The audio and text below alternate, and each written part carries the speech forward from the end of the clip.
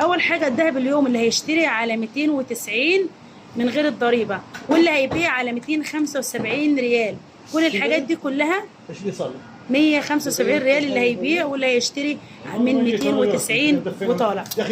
شوف ابو عادل، ابو عادل ما تهدى يا عم. انا معاك. بس شايفين بقى تشكيله الخواتم دي، ما تديني دول هديه يا جدع. والله تستاهلي. استاهلهم خلاص، انا خدتهم وامشي. حاجه بصوا السلسله الجميله قوي دي قلب طبعا، لو هتجيبها لخطيبتك لمراتك لحبيبتك. دي عامله 8 جرام، شياكه وفخامه. بصوا عامل جمالها، تعالي هنا. بصوا جمالها عامل ازاي، حلوه قوي شيك بصراحه. بصوا بقى الجمال ده. بصوا معانا هنا ومعانا متابعين المصريين عايزين هديه لخطيبته، انا رشحت لهم دي 6 جرام، شكلها حلوه جدا. خدها 6 جرام حلوه ما ترجعش. بصوا الجمال، دي 6 جرام يا جماعه، شكلها حلو وشيك قوي.